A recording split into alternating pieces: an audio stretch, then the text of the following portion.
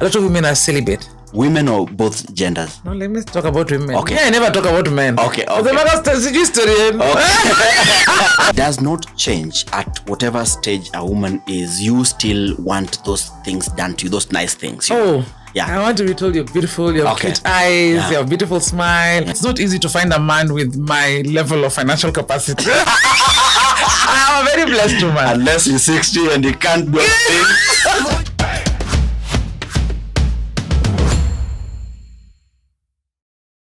Welcome to Manspeqtive Africa. I'm your host, Mr. Dannish Odongo, aka the son of Kano, and today it is my absolute pleasure to host the one and only, I think the lady who has the most beautiful smile in this country of ours called Kenya. Her name is Dr. Zippy Okoth.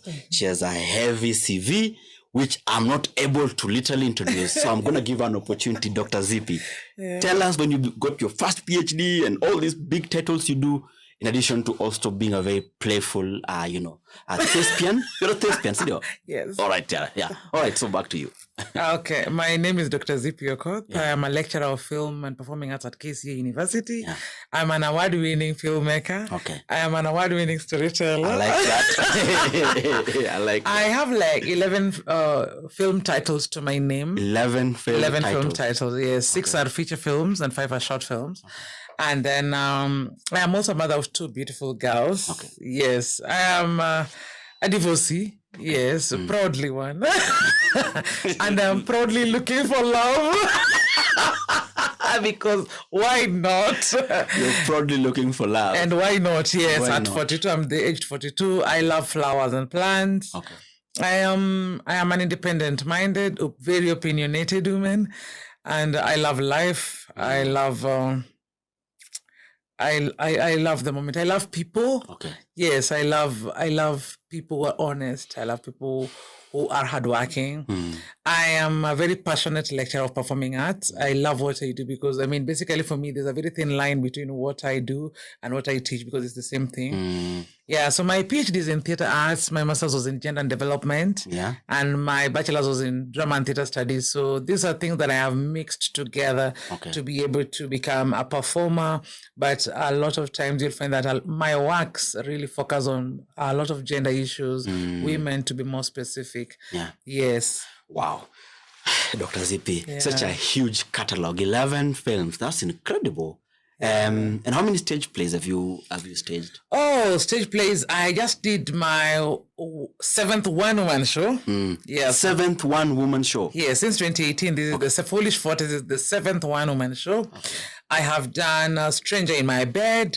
Then I did Stranger in My Bed was about my life with my ex-husband, how we met, and what led to the divorce. Then Strange Voices was about the divorce journey after leaving, what happened, the struggle, trying to reconcile nothing, Then I did Agatha, Hopeless Romantic, when I went back into my childhood to reflect, like, how did I grow up into my, the men I dated before then, Then I did Side Chick Wife. Side Chick Wife was about me and cohabiting with the next man I met. We cohabited for, I think, 5-6 years. Okay. Yeah, then... I did Mama's Mirror. My mom passed on in 2021. And so I did a show about her in 2023. Just my life with her. She was a powerful woman in her own right. Yeah. But I wanted to focus on what she was doing, but also as a mother, who was she to us, my relationship with her and all that kind of stuff. So I did Mama's Mirror. Then I did Zanzibar Madness. Zanzibar Madness was one of my trip to Zanzibar. Actually, Zanzibar is like the journey of a condom, Yeah. Yeah, how I said, I'm a single woman, I'm going to holiday, so let me see what can happen. So I carried the condom, but I went and every person I met who was almost using it with me, it didn't work and I came back with it. But I gave it out earlier this year. I remember that post. Yeah, let me give it. It expired though? No, it hadn't expired. It's expiring in 2026.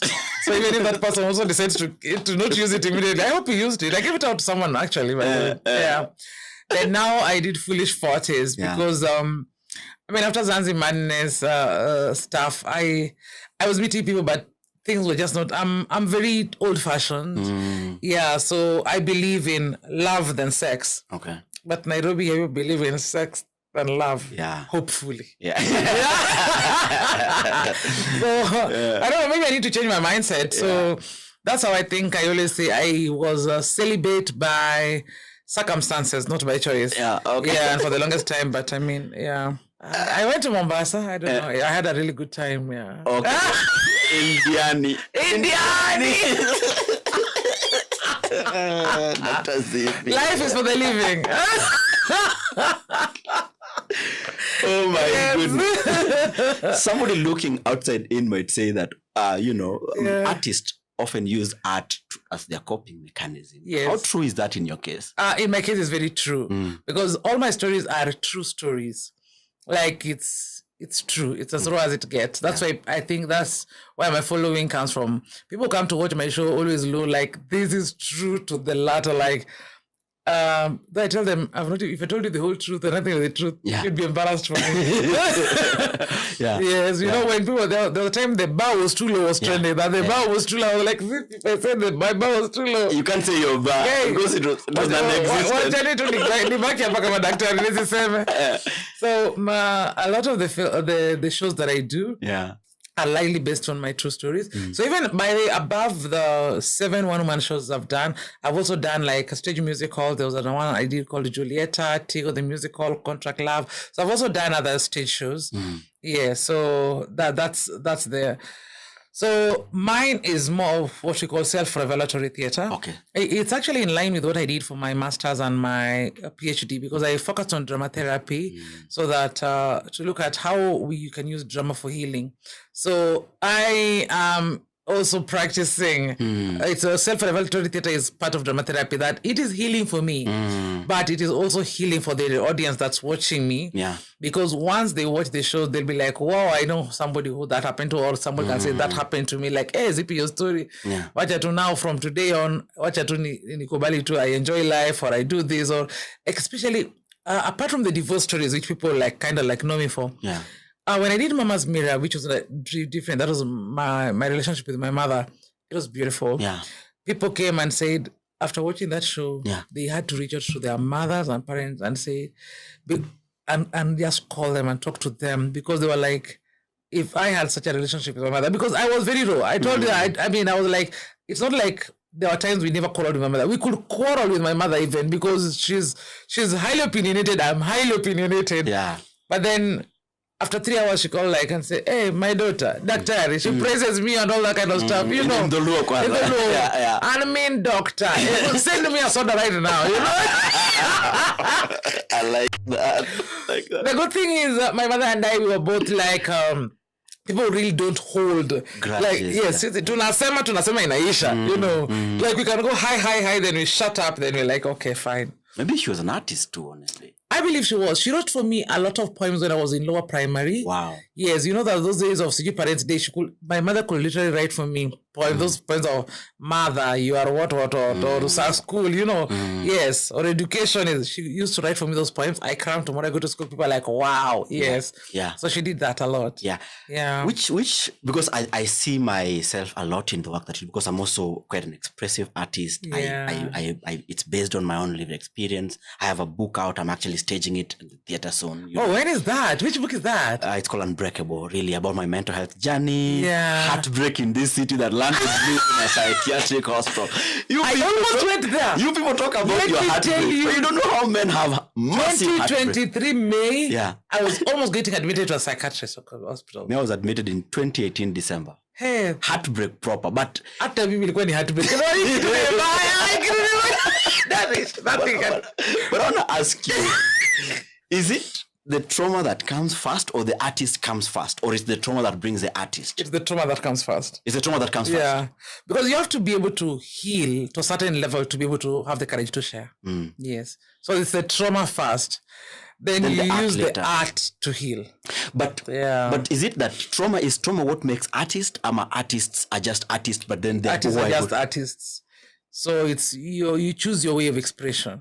Yes, I mean there are people who draw, there are people who will put it into poetry, there are people who will put it in a story that it will not even be a personal story. They'll give everybody a different name. You'll be like, hey, your story ni anani. Then there are people who will just say it as raw as it is and say like kinda. Let's talk about your recent stage play which you recently did in Nairobi, Mombasa, and on the 26th of July, you are in Kisumu at the Baraza Media Lab. Tickets are gonna go for it's only 1,000. It's only 1,000. Only. And you're looking for about 150 people. I know most of the slots are gone, so our audience will definitely get their tickets. Yeah.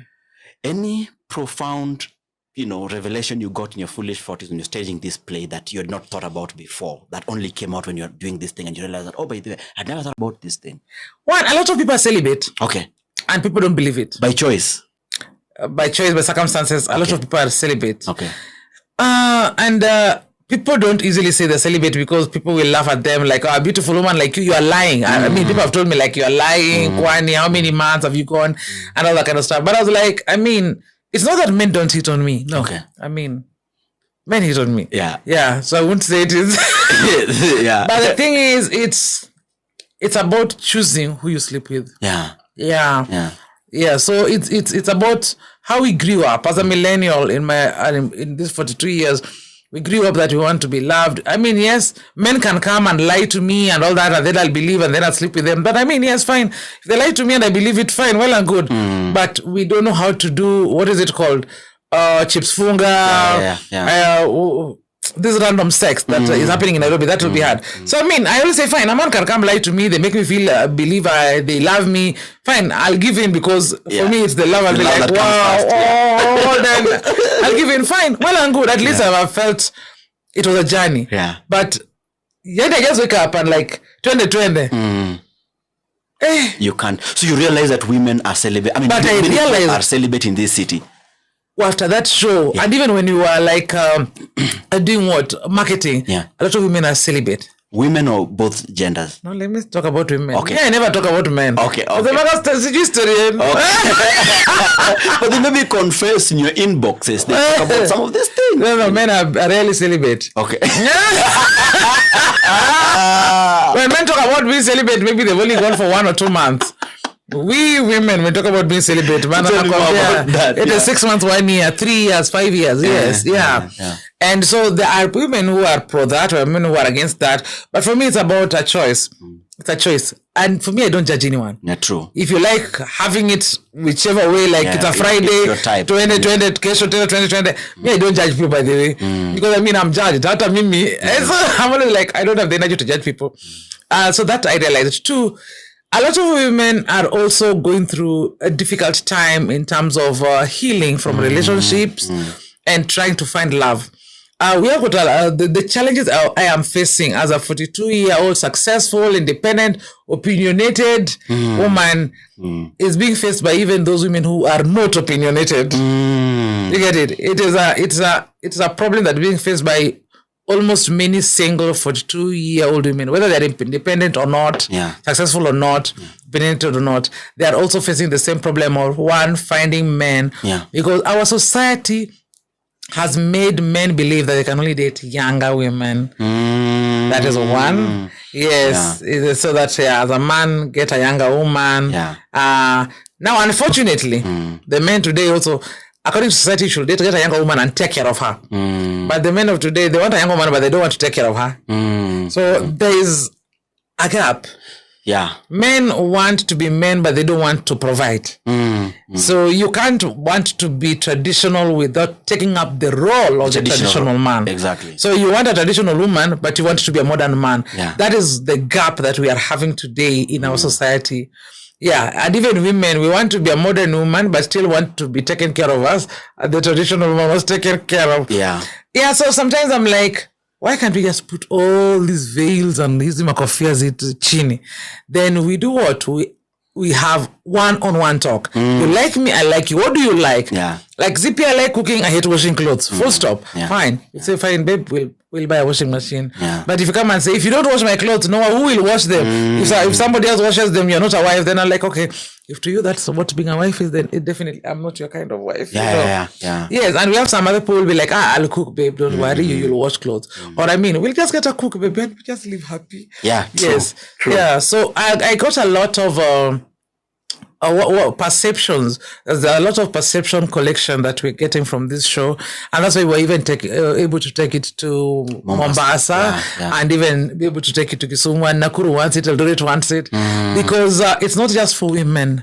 Even men just getting that broader picture, like Like, really, this is what women at this age go through. Because I look at myself in the mirror and I'm like, damn, I'm still beautiful. Yeah. And then a man comes and tells me on the inbox, like, hey, you're so beautiful. If a man had you, that would be the luckiest man in the world. Many of them, so are you single or no? Then it's like, I'm single. Then why don't you want to be the luckiest man in the world? That's gaslighting. You get what I mean? That's gaslighting. No, but the thing is this. It's like a man wants you, but he doesn't want to say it because he's scared of what? Beyond everything else, I am a woman first. Then the rest. And you're telling me that it does not change at whatever stage a woman is. You still want those things done to you, those nice things. You know? Yeah. I want to be told you're beautiful, you have cute eyes, you have beautiful smile, turn around, look at you, you know. Yes, and get, oh, babe, today I got you chocolate, I got you a slice of cake, I got you, you know, I bought you a nice blouse. Like this, it's never about big things. And that's why men get it wrong. I met another man recently, you know, just over wine, and he was like, he wants to make a lot of money so that he can marry the woman he wants. I asked him, oh my God. Women don't want money. Women want attention. Absolutely. 80% of women want attention. Attention means you listen to what they say. They're spoken and unspoken, you know. Because a woman will be like, hey, it's long since I ate kienyeji chicken. She's not telling you like, go buy kienyeji chicken. But she said, it's long since I ate. Ooh, shikarada. Interpret it.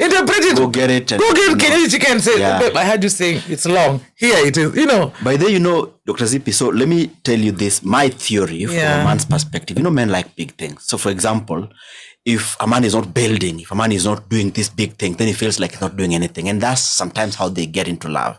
But I tell men that love should be like a drip thing, like a drip. Yes.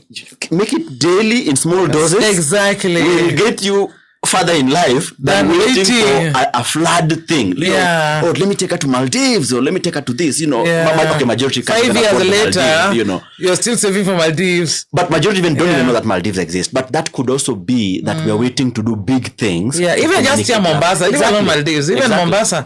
Somebody still saving to take someone to Mombasa instead of taking them on Sunday outs or maybe once a month. Or a nice walk. Yes. A nice drive out of this city. Women want attention, guys. It doesn't matter where you are. They want attention. And ask her how her day was. How was your day? Every day. Just listen. Sometimes. Just listen. Yes. We need to do Manspeqtive masterclass. We need that. We need to take this man through, you know, all these things. Because it's about the small things. She's making for you some things, breakfast pancakes there. You are seated in this living room watching news. I mean, damn, it's breakfast. Come to the kitchen, join her. Just stand there, hold her waist, you know. Yes. Give a peck on the cheek. That's do something. Do something. Be there around her. Damn, so that, thank you so much. Appreciate, give feedback. Yes. You know? But even criticism, they say in psychology that you need to think about it as a sandwich thing. So you must do positive, and then you put a small slice. That is the what thing. Looks like exactly a small slice. And don't criticize, because what I've come to learn is that when you criticize your woman, you must ask yourself, what is the objective of what I'm about to say? Is it to make her feel better, or is it to ruin things? If what you're about to say will ruin things, then it's not helpful, because now you've told her that, this should have been done correctly, but now her day has been ruined. So how are you helping her? Like today she made boilo. Tell her, hey baby, last week kuna ile nyama ulipika, ile stew. You're like, what happened to it? Naitamani. Ati kwani hukupenda jana? No, sit ya jana. I know yesterday you were tired, but the other one, you know what I mean? She will get it. She'll be like, okay, today, and you know, we just threw in things. Like the other one was nicely done. Or when you want to comment about the clothes, don't tell her that this doesn't look good on you. Say, by the ile when you wear, try this other one. Try this other one. Oh, nice. In fact, when you tell her this one makes you look fat, that is the word. Do you know, we don't think of the clothes. You're like, oh, you think I'm fat. You know, it's not about the clothes anymore. So, first of all, you realize in the Foolish Forties that there are a lot of celibate women. A lot of celibate women, a lot of women struggling with image issues. Tell me more about that. Yeah, there's a lot of women struggling with image issues. And this is something that I've really brought out in my Facebook page, and what I can talk about even in my campaigns since last year on social media. Looking at women's bodies as ornaments, as beautiful decorations. One, there's no piece of art that is the same. That's the same way all women's bodies are different. I mean, all men like different types of women. So when people look at a woman's body and start criticizing all this like that, the question is, are you the one loving her? Yeah. Then let them be, you know. Yeah, because right now we are having a project called Beauty Beyond. It's a campaign that we're starting this year strongly, and we want to hope to build it over the years. It's a Beauty Beyond campaign. But this year we are focusing on breasts. So we did a call out on Facebook, and this one came from, there's a woman who had taken a photo of herself wearing these cleavage dresses like the one I think Lupita had wore during the Emmys or Grammys.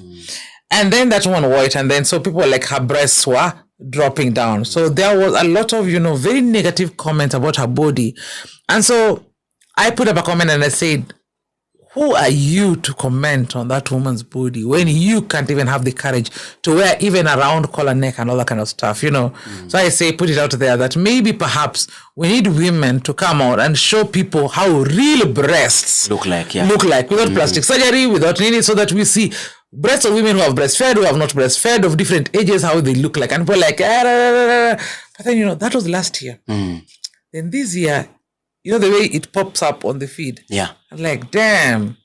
Then I said, God, this has just come up on my feed. That's to remind me that I need to do this. So guys, I'm looking for maybe 12 women for a start who would like to come. We take photos of our bare breasts to show women how real breasts look like. Will you be in the list? Definitely. I lead by example. I lead by example. What will I be in the list? We've already taken the photos. So women came up. We had bold. Yes, women came up around, I think, 20 women, and we were able to get 12. We said first come, first serve basis. So we took women. There's a woman who traveled all the way from Nanyuki, one from Kericho, to be part of this in Kisumu. To be part of this, we're like, yes. So we have even younger women. We have 20s, 30s, 40s, 50s of different ages. We have 14 in total.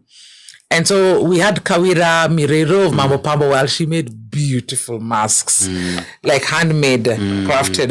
I shared some of the masks on social media. Yes, masks. She made them by herself, by hand. Yeah. And then we have got Zanta Adede, who also did for us necklaces, Yeah, then we had the women tie wrappers all around them. So we are having bare breasts of women, but the faces are hidden because we are teaching you about breast, that is Zippy. So you will see you will not know which one is mine. We will consult. It doesn't matter. Your exes. It doesn't matter. I mean, me, I don't give a damn. The lady who sang, I don't really care what you think about me. You've heard that song? I am my fan number one. Oh my God. Yeah, because the thing is, so we are having that Beauty Beyond campaign, and around 8th of August, I think, we are looking for a place to settle it. But if you come to my page, maybe from next month, we will be sure where we'll have it. But here in Nairobi town. So we'll have exhibition of all these photos, and then we will have, of course, maybe coffee and tea and a storytelling session, because all these women had stories, deep stories. There's stories of rape. We even have a cancer survivor. So she's not telling us how she got cancer. She's telling us how she struggled to look at herself without a breast. That's what people don't talk about. Because this is about image. How do you remove your clothes in front of your husband when the breast is gone? It's the same feeling of how do you remove your clothes in front of your husband when everybody out there is telling you your body is not good, you have stretch marks, you have big stomach, your breasts are not. So when you remove your clothes in front of a man, how does it make you feel? You get it? So we're talking about all these image issues. So there's the issues of course, abuse. There's issues of rape, domestic abuse, parental neglect. There's parental neglect and toxic issues and all that kind of stuff. So we're going to be sharing these stories. There's going to be a whole afternoon. This is not just going to be an evening event. It's going to be a whole afternoon where you watch the photos. If you'd like us to print for you some, you just pay something small. We print for you that. Yes, you can go and put it on in your room or in your house, because one, the face is not there, the body is there. That's a powerful... It's a beautiful work of art. That's what I can tell you. That's a really powerful thing. Because because I want my children to know there is nothing wrong with your body. I'm raising girls, but I want anyone raising girls and even boys to know that it's okay to be the way you were born. Yeah, you don't have to change your nose, your lips, your eyebrows. You don't have to do... We have seen women dying out of all these plastic surgeries and stuff. The question is why? Because of social pressure. Yeah, spousal pressure, peer pressure. So we need that to change. I want people to accept their bodies. Your body is okay whether you have small breasts or big breasts, small stomach, big stomach, whether you have big hips or small hips. Nowadays people are even wearing padded trousers and dresses. Why? Yeah. So that then when you remove that in front of somebody you love, they're like, where are the hips that I fell in love with? Yeah. So it's about love yourself. I always say the most beautiful woman is not the one whose face is beautiful. It's the one who confidently walks across the room in whatever beauty she looks like. Yeah. I have a bit of... I think the way we frame gender dynamics and gender conversations in this country sort of feels like it's a zero-sum game, because it will be... You might find that there are men who might comment and say, why are you centering women on a man's show? Like talk about, their breasts and stuff like that, But also, they don't see how the well-being of women contributes to the well-being of men. Totally. Why don't we see this? Why don't we see that if a woman is not thriving, as a man, you will not thrive? In fact, the most successful women are because they are very supportive. The most successful of men are successful because they are very supportive women. Yeah. Yes. And I always say, if you look back at the history of Egypt, where we have got the mummies and the pyramids, why do you think the Egyptians, for the kings are like that? It's because historically, Egyptians were led by women. Yes. So all this hype that came about patriarchy and all that, it was because as a way that men started developing an ego to put the woman down. But over time, women have always been great leaders and wise at seeing things beyond. If you look at the African tradition, when men met in the baraza, the elders, and they were negotiating over something, they will say, let's go and think over it, then we meet again tomorrow. What is think over it? That night, they will have to go to the house of the first wife. Yeah. And then they think of it at night. Yeah. And what the first wife tells them is when they'll go, I thought about it. Yeah. and that's what happens. So the thing is, women have always been the leaders.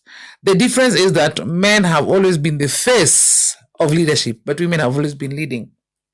So when you look at the issue of gender, it needs to be about coexisting. Yeah. When the issue of gender came about, men looked at it as an attack, like they want to take power away from us. No, women didn't want to take power away from them. Of course, we have got toxic feminists, just like we have got toxic male chauvinists. But I mean, we've always had thieves and killers and murderers in every society. They should not, They should not water down what feminism is about. Feminism is about women giving women a chance. Yes. Patriarchy is about giving men a role to play in leadership, because patriarchy is a Christianity, it's a religious issue. But it's not an African issue. Patriarchy is a religious. Many people don't understand that. Patriarchy is, for me, in my perspective, it's a religious issue. Yeah. Whether you look at it Muslim or Christian or traditional African religion, it's a religious issue. But feminism has always been there, even in traditional African. Yeah. Feminism is about women taking their role and their space as leaders, as molders, as nurturers. How many African communities did we have women being left in the homesteads with younger men and young men, not very young, with little boys and very old men, while the young men and the youth have gone to war? Who was taking care of this village when those ones have gone to war? Yeah, but Zippy, And you're really at the crux of the matter, because I think part of also what we are falling into is what I call the Eurocentric ideals of sort of like making the differences to be what divides us, We need to coexist. I mean, all of us have a role to play. Exactly. I cannot conceive. Yes. I cannot carry a baby to term. I can't. And I can't have a baby without a man. Exactly. There's a lot of damage that I personally talk to very many young men that has been done, especially on digital media narratives around money and masculinity. Yeah. You, and I don't want to say you're an expert. No, I just want you as a mother and as a sister and as somebody who lives with men in the society. What would you tell a young man who perhaps feels like that this narrative has been, made that unless I'm able to provide, unless I'm able to take my woman here, unless I'm able to do this, then I'm not man enough, which is false. Yeah. The thing is, the truth of the matter. Yeah. A man must be a provider. Yeah. Must. Yeah. Not should. Yeah. Must be a provider. The problem is when you start getting the woman who is too much above your provision level. Then you start saying, oh, I can't provide. I mean, get a woman that you can provide for. Even in traditional African, I always say, I'm not a feminist. I'm a Pan-Africanist. There's no family that ever wanted their daughter to get married to a family that cannot provide, that does not have food, that is poor. So let's forget about these Eurocentric things. In traditional Africa, people used to say, do they have shamba? Do they have cows? Do they have goats? And they're like, Huko, our daughter will be well taken care of. You get it? Yeah. Like our daughter would rather get married to an old man, but it has a family that has got something that our daughter is not going to starve. So as a man, if men just took it upon themselves to just accept the fact that you are a provider, then you will always aim for the kind of woman you can provide for. Let that sink in. You get what I mean? Yeah. But here is a man, if you cannot, and let's not talk about provision of extravagance. Provision, according to, it's called Maslow hierarchy of needs. It's food, clothing, shelter, and love. Those are the 4 major things a human needs. Yeah. Can you provide food? Yes. Can you provide clothing? Yes. Can you provide shelter? Shelter is also security. You get what I mean? Protect your woman. Wezi wakikuja, protect her from the society, from all these things that people talk about. And can you give her love? Because love is the most basic need of a human being from birth. So if as a man you can provide this, get a woman who likes some men and not one who likes ngege. For the sake of our viewers, Omena is small. Omena is small, yes. The fish you love in this city is called ngege. It's very expensive. You get what I mean? So, get a woman who doesn't mind having every day, or like who doesn't mind like just going to maybe Kenchik for chicken once a month. Like Zippy, I think get a woman within your means. You will be very happy. I absolutely disagree with it. Yes. And I disagree with it because, first of all, the role of provision is of God, not of man. Mungu. Man was made in the image of... No, because you've just said that patriarchy is a Christian thing. It's a Christian thing. It's a religious invention. Yes. In fact, if you go and quote that Bible of Proverbs 31, that woman is the one who wakes up to go and take care of stuff. No. My point is this. I love that verse. Whenever people bring it up, Zippy, I want you to read verse 1, up 8 to 10. My point is this. Yes. My point is this. Her husband delights in her. My point is this. Who provides that land? No. Who provides the land that she goes to till? No, listen to my thought. Listen to my thought a bit, Yeah. I personally feel, and I could be wrong, and you have a master's degree in gender studies, you might know this more than I do, but I've also told you that I co-convene a gender justice working group. Yes. And there is a direct correlation between insisting that men be providers and then the entitlement that comes with it. Yeah. And we've seen, and part of what I personally think we need to do is to dismantle some of these barriers, prescriptive, whatever, so that we come on the table as equals. We are both equal. You bring what you uniquely bring. I bring what I uniquely bring. And I agree with that sentence. Then we move forward. Because the day that a man is the one who decides, and this is not very different from what the red pillars want from men. The day that then he has the monopoly over financial and monopoly over economy of our home, what we've seen traditionally is that then what follows next is abuse. Now, yes. 1, I do not agree with the red pillars. Okay. 2, I like the statement that you said. Yeah. Each of them brings what they have to the table. Yeah. When I say a man must provide, I say the 4 what things. Yeah. So I might be having more money than the man I am dating. Yeah. He will pay rent, but I will bring the luxuries. Yeah. You know what I mean?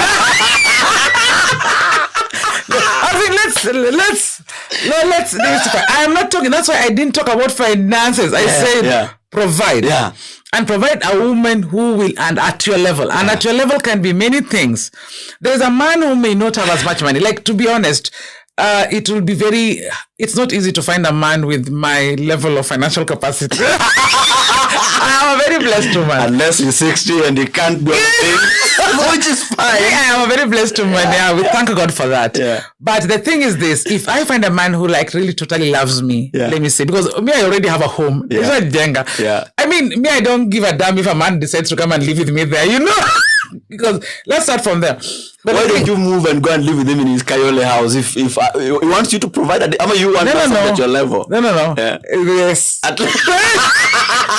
And so, what is his level of mental ideologies? Does he believe that, imagine that this woman has a house, I mean, she's built herself a home, because mine is a home, not a house. Yeah. And then he wants to take me to a house in Kayole.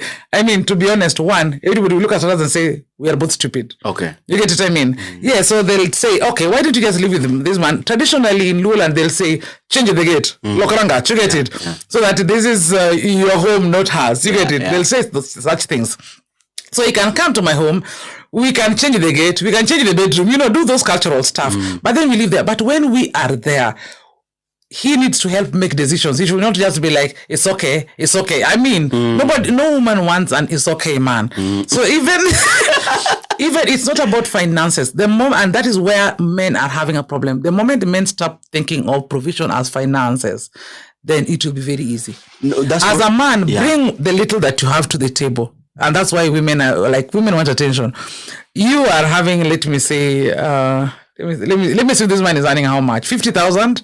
Yeah. So he says like, babe, I mean, I get 50,000. So he's 30,000. 20. See, he also has he could be sending to his family and all that kind of stuff. So let's budget with this 30, 20. I mean, sini yangu. Si minimum beer, Then me, if I bring my 100 to this 30, see now we are making, but he needs to lead by saying, babe, this is what I have. Do you think that, when men give their feedback about all these things, that women listen? Like, for example, this is a conversation that many of us have. Yes. But it sort of feels like male concern is like white noise, Yeah. And it's white noise because I think also it's got a cultural thing. It's got something to do with cultures, Yeah. For me, I personally strongly believe that we each submit one unto another. Yes. For example, if you're my wife and you're good with money, there is nothing I don't need to be a leader of our family finances when you're a better manager of money than I am. That is true. Very true. If I am good... And most men, by the way, are not good with money. But then, when we're doing optometric counseling, we're told about a man who insisted that, as a man of the home, I'm the one who must decide now how you see, he is not providing provision. Remember, he is not providing leadership by noticing that the wife is good with money. So that is not a provider. They were always broke until one day he surrendered the budgetary needs of the home to the wife. Yeah. And then he automatically realized that, by the way, now we have money to actually go out. Yes. Because I think for me, people get quite short-sighted, because I think the reason why we are living here is not to win arguments or to know who is right or who is wrong. It's to coexist and to improve our chances of being successful in this life, especially if you're a partner of a successful home. Can our children grow up in a good environment? Can our children, have the love that they need? Can they have the provisions that they need? Now, once you know the reason why, what you want, once you know the purpose of what you want, then the strategy can change. Can change to meet that objective, because then you can be a man. And I don't know what that means, because I was raised by a very powerful mother and my father was also equally powerful. But this idea of being a man. So what if you're a man and your children resent you? What if you're a man and then this woman that you claim to love is completely wounded and broken by your actions? Then you're not providing leadership. Exactly. Then you're not. But then also, what if you're a woman and you win the war but lose the home? It is not about a war. It's not about a war. It's about, can we find a middle ground? And that is why I'm saying provision. You have to break down what this provision is.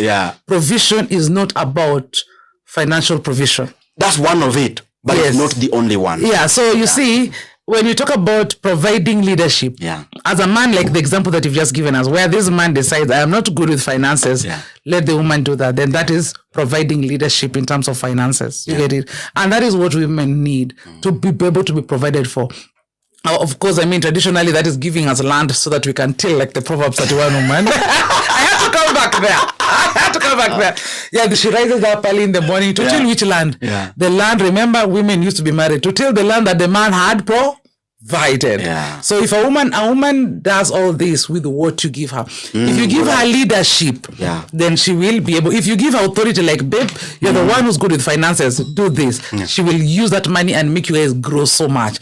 If you tell her, okay, we need to go on holiday once a year, plan for it, she will lead. You know, you've given her the power, you've provided her with the capacity to be able to make decisions in that home. And that's what a man is to do. Not saying like, if I don't say it won't happen. No. That is not being a provider. That's being a dictator. You're not providing leadership. You're being a customer. Yes, you're not seeing what's supposed to be given. So like that man who wants, of course, surrender to the woman and say, here is what we have. The woman was able to balance. That man is now a provider. Initially, he wasn't. So we need to look at provision, like breaking it down into, it's not just financial, because that is where the red pillars are. They believe that provision is financial.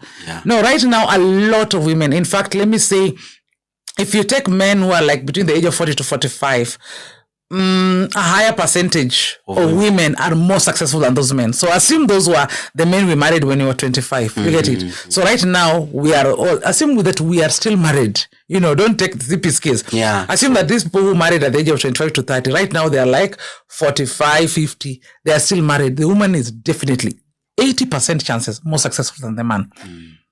But if they love each other, it will not change the way of provision within their scope. What should change is their level of communication. You know, they need to understand that things have changed. My wife never used to earn more, but now she's earning higher. And you know, sometimes it is these insecurities that have made some women hide the amount of money that they earn because they say, if I tell my husband that I'm now earning 300,000 and he's still earning 150, shida itakuwa. So they keep telling the man, my salary is 120. When they know the man is 150, 120. When the man says, yawe umeongeza 200, ndiye anaongeza yake sasa yangu ni 150. But they know it's definitely more than the man. So the man keeps feeling like they're the man. But then the day the man discovered, he gets broken. And I have been taking care of all these bills and this woman has more money than me. But if it was not an ego problem, this man could just have said, babe, since you're not getting more salary, then why don't we get other land? Tuanze kujenga, you know, tufanye business on the side. You get it? With that extra money that we cannot put into the house, you know. Ego is the enemy. It's ego that's the enemy. Because I remember your friend Tendo wrote a very elaborate post, I think about a month ago, where she was talking about people ask her, who's your husband? Who can date Tendo? And then she went on and wrote how the husband is fairly successful, very successful, you know. But then also Tendo is also doing her own thing. Very because successful. I think, I personally believe that if both of us are trying, both of us are doing, both of us are contributing, a lot of, I mean, the Bible says in Ecclesiastes that a strand of two is not easily broken. One can chase 1,000, two can chase 10,000. It's called the compounding interest impact. But this short-sighted thing, this short-sighted thing of, and I see it's deeply demonic on a very serious note, that your joy only comes by stepping on the neck of somebody. Or so when you are more successful than others, you can only be a man when your woman has knelt on the floor, or like my friend likes to say, if she's pregnant barefoot in the kitchen, then you are happy. Then now, you know. But let me tell you, I always say, such a man who does that to the wife, it means that even to their own friends, they're not happy when their friends are more successful than them. But if you find yourself in a community where people always improve themselves, and there's no community that is important than the community that begins at your house. If your woman is not empowered, if your woman, you don't give her the space to be who she is, even you will not be happy. Because I don't think any man can be happy with a grumpy woman. No. If the mood and the emotions in the house are bad, you know, I know the red pillars will tell me, you know, you're centering women emotions around you, you know. But for women will live on emotions, but no, I've come to learn that you'd rather be wise than right. Because you're the man, but you're unhappy. and you're miserable. Now you have to come up with all... everyone laughing and they're like, what are you laughing at? What are you laughing at? But you could easily be part of the joy by lowering your guard and just being, and being a man, Do you ever think about your younger self and look at where you are at 42 and say, did I ever imagine that things would turn like this? Yeah, I look at my younger self a lot. Okay. And luckily for me, I interact with young people as a lecturer. Yeah. I'm a lecturer at KC University. Yeah. I interact with a lot of young people, and sometimes I look at some of them and I'm like, that was me. Because you look at somebody, the way they do their things, I'm like, that was me, and this one might turn out like me. Yeah. So sometimes I take some of them and I mentor them. But when I look back at my younger self, I think I had a very beautiful childhood. Yeah. Yeah, I think I grew up in a very decent home. My parents are very humble people. Even my mother, she was very hardworking, very hardworking and humble. My father also is a modest man. I don't know, but not in a way to praise him, but my father really has high values. You told me that previously before we started, yeah. Yes, yeah. My father really has high values. So when I look back at my childhood, I grew up knowing men are okay, men are good. Even when I needed to go on a date, I could tell my parents, like, oh, my friends are meeting here, there's a party here, I need to go. And my father could release, tell the driver to drop me, and I could be picked when the date was over. So for me, it was that thing of like taking care of Your father would release a driver to take you on a date? Yes. On a romantic date? No, I mean, I grew up in Homa Bay. There was nothing like romantic. Oh. What was this date about? It was like the youth and meetings. Oh, the youth and meetings. Okay. Yeah. Like sometimes it could be like, I was a member of Homa Bay Theatre Group and also the Homa Bay. So you grew up in a home that your parents drove? Yeah. Oh. My dad is an advocate of the High Court. People call him senior in Homa Bay. And my mom was a very successful businesswoman. Yes, she was a teacher by profession, but she was a very successful businesswoman in Homa Bay. Yeah. So, yeah, I thank God for that. Okay. Yeah, but that didn't change a thing because our home was like one open gate. People could easily come in and go. And we grew up interacting with people of all different levels and classes. Like, I think there's no day, that we had less than 30 people in our home. My father was not a politician, by the way. Yeah, none of my parents were. But our home was always open so that in the morning we were having like breakfast with other 10 visitors. Yes. Yeah. And sometimes even dinner and all that kind of stuff. So we grew up in a very welcoming home. Yeah. Where we knew that being kind, being generous was part of humanity. And even up to let me say, when my mom passed away, we realized the number of people my mother was paying for school fees were over 50. And at some point, we had to sit down as a family and say, we can't take up our mother's role. Yeah. This is what we can take up, this is what we can't. And so some of them had to feel bad that now our mother had died, but we said, we have also lost our mother. You get what I mean? So we helped the ones we could. We actually distributed amongst us the ones we could take care of. And then the ones we couldn't, we just said, Mama was there. Mama is gone, and now us, give us time to mourn. We can't take up her burden because we are also still healing. Yes. Yes. So your father definitely played a very significant role, even in terms of how you see the world. Man. Standards men. Tell me more about that.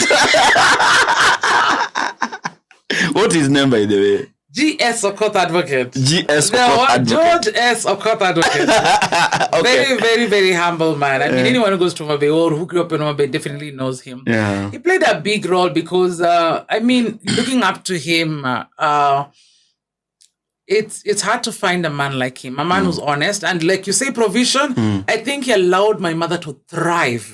Yeah, my mother became a big businesswoman because I think my father gave her the space to do anything she wanted. My mother did all businesses. I mean, I'll soon release the video of the one-woman show I did, Mama's Mirror. Yeah. My father allowed my mother to thrive in her own capacity, and she really soared. I mean, she did well. So sometimes when I look at people saying, oh, Zippy is too outspoken, she's too much, she's all that, I'm like, and so? And so what? And so what? You know what I mean? If it makes you feel too little, then you're just not the man for me. Exactly. I need a man who's proud to and says, that's my woman, you know? Yeah, that's my woman talking on Manspeqtives, you know? So I need a man who doesn't struggle to fit into my space, because it's not always about like we need a man to lead, but I want him to lead by holding my hand and me knowing this is my pillar. Like the world may see this crazy and all that kind of woman, but him, he sees a sweet little girl, In fact, who can cry on his shoulders. Let me tell you, Zippy, if you ever find a strong woman who's outspoken, all these things, they are babies. They just need a hug and a cuddle. By the way, it's so. But that's the truth. As in, because I think I cry very easily. Yeah. And I don't know. See all these tough women out here. You just hug her. She melts like chocolate. Oh my goodness. It's fine. So I think I just want a man who understands that he is my pillar. Yeah. And my pillar is that when all the world is gone, he is the only thing that I see. Yeah. And I feel that is what my father was. Yes, I mean, he's doing well in his own right. But my mother was this strong woman out there. But I mean, at home, I don't know, we saw just a mother, a very loving mother. Actually, I think some of the memories of adulthood was the photos I think people used to see on the net, that anytime I went home, I was always cooking mandazis with my mother and stuff like that. So for us, we saw a mother who sacrificed to provide for us, make for us clothes, cook for us, was always hosting visitors. We didn't see the woman, the business woman out there, the philanthropist out there. Yeah. And that's what I want, a man who sees that other side of me. And I think that's been part of the struggle, because yes, I meet men who, and I mean, I don't know, they struggle with listening to the society and seeing me as Zippy. I want a man who doesn't listen to the society to date me. I want a man who just wants mimi huyu dem namtaka. Na namtaka venye yuko. I don't want her to change. I don't want her to change. Like, when I marry her, she will be like this. No. Yes. But I think many of us, especially both men and women, we project a lot of our own insecurities on other people. That, hey, but Odongo's wife is too strong. How is he managing? Strong for who? Exactly. Strong for Odongo or strong for him? You get what I mean? Yeah. Me, I'm only like, strong for who? When you want Odongo's wife? You get be comfortable with your own. Let Odongo deal with her, his strong wife. Yeah. It's like what I don't know who likes to say. I don't know whether to call there. Why are you taking Panadol for my headache? Yes, exactly.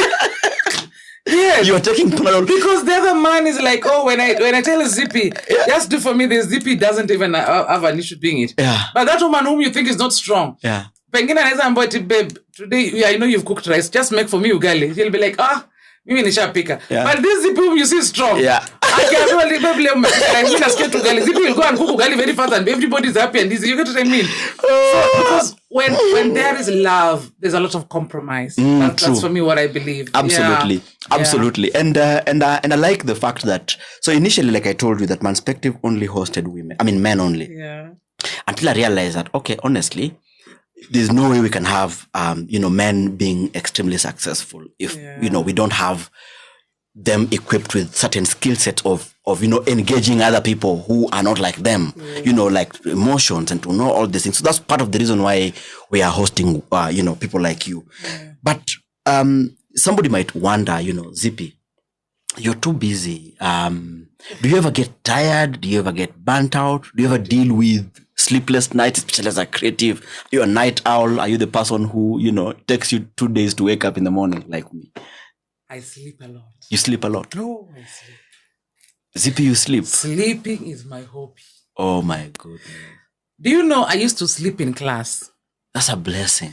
Until in Form 3 and 4, they had to stop me. They had to allow me not to go. Like Form 3 and 4, they are supposed to extend preps. I had to be allowed not to go for extended preps, because if I go for extended preps, it answer could do at 10. I sleep a lot. Up to now, I still sleep a lot. I love sleeping. But I am able to balance. Right now, I have a way in which I have focus, like Sundays, it's me and my children. Unless I'm not having the kids, because right now I'm co-parenting. Okay.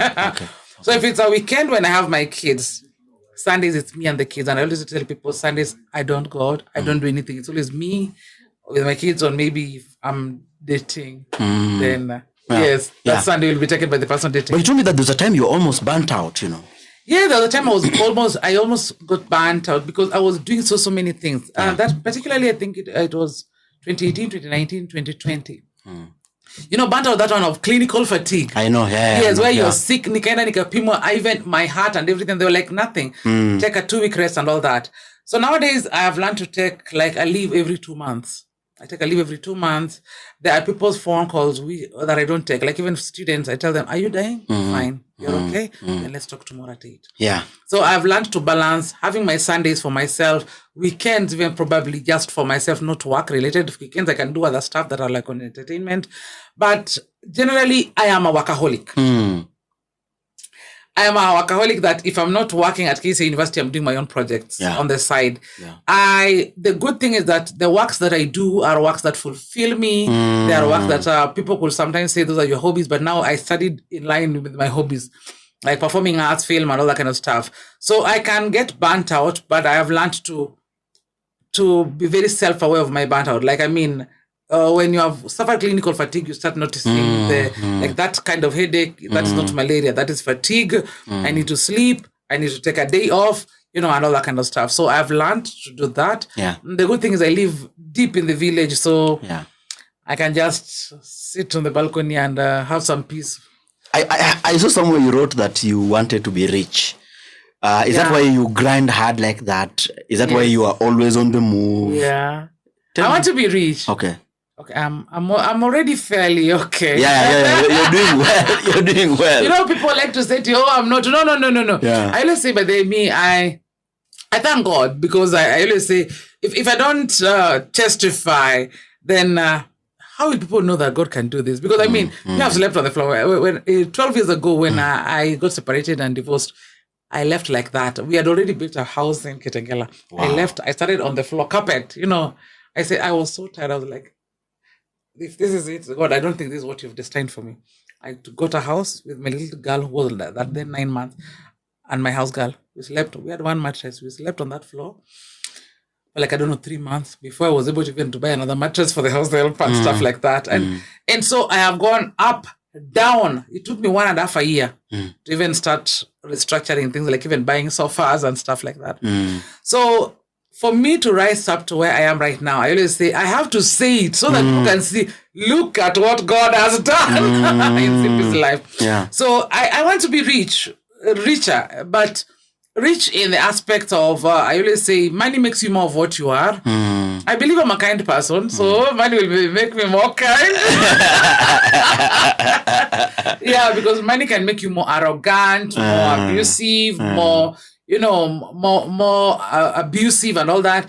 But it just makes you have the courage to be whatever you are. So personally, I want to be more rich one, so that I can do my projects, maybe support other people, younger people. I work a lot with young people, maybe give them opportunities to be with me, to be where I am. And, sometimes the difference between those who have made it and those who have not made it is opportunity.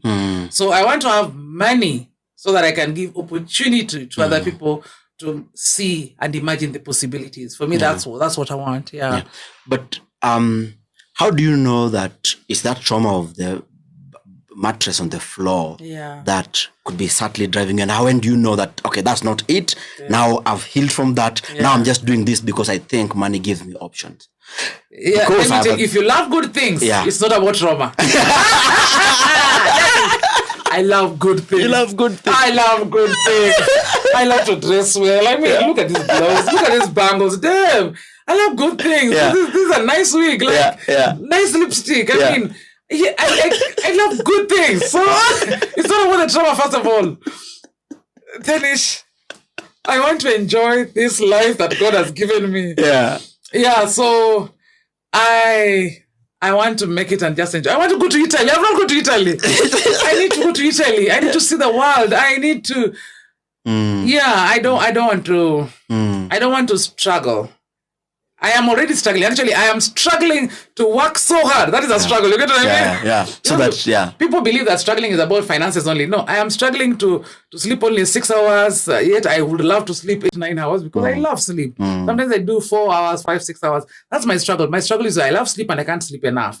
So those are my struggles, so that I can make more money to enjoy the good things that people say money doesn't make people happy. Try poverty. That is.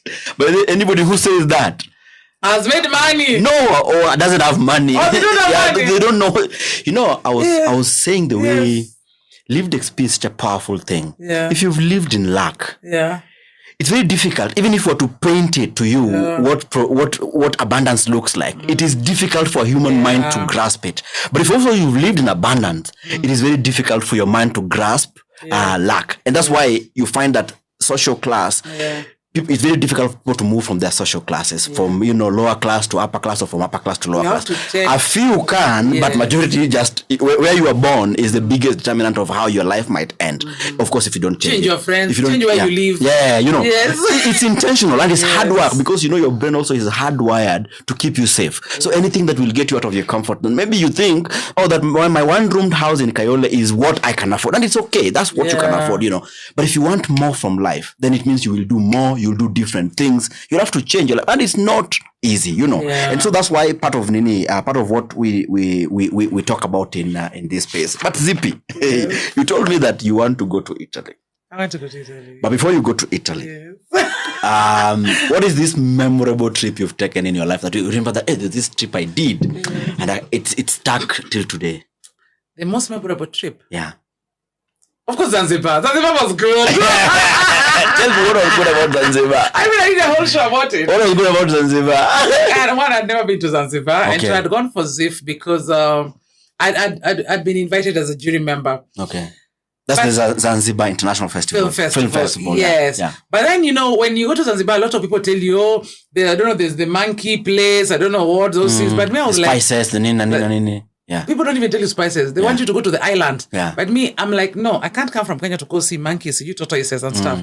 So I wanted to explore. So I was just asking, I met artists and asking, where can I go eat apart from these places? And they took me to the small restaurants. I was like, it's called Chef Hassan. I still have his number now. In that festival, those 12 days, I introduced everybody to Chef Hassan. They went there. That's the best beef marinade I've ever eaten in my life. I went, of course, to the spice farm.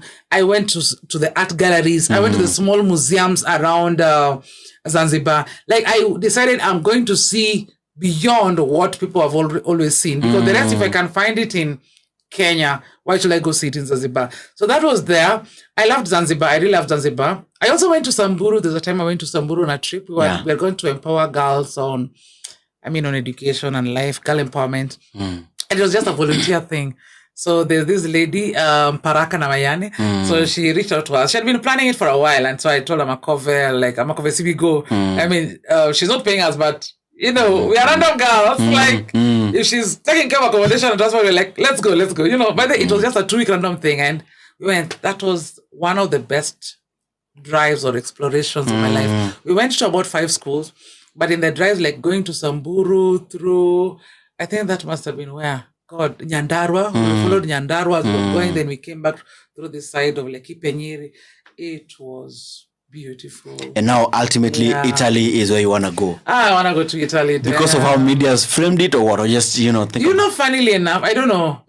I've never been to Italy. Ever since I was a little girl, okay, not little, but a young woman. Yeah. In my 20s, I always just wanted to go to Italy. And there are moments like when I once went to France and I was like, I just extend my visa, go to Italy.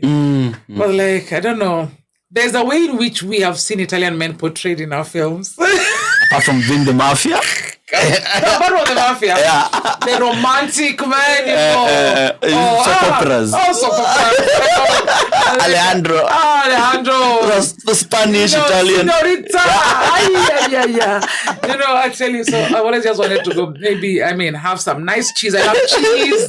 Nicely done bread. Yeah. Have a walk in the Italian parks. Hopefully get a man who'll walk around. You're a hopeless romantic. In the Italian movies, like you're on the upper floor, there's those men who come by the window, then they sing for you. I'll die before I wake. I just want that, by the way. I'll be like, I'll get a tour company, and then I'll tell them, this is what I want. So, tailor it. Yeah. There must be men who will come to my window and serenade me. Yeah. Yes, in the evening or in the morning. Yeah. Just that when I just wake up and I open that window, it's like, and somebody better take that video. Utapeko hapa sana. Yes, Romeo and Juliet kind of thing, yes.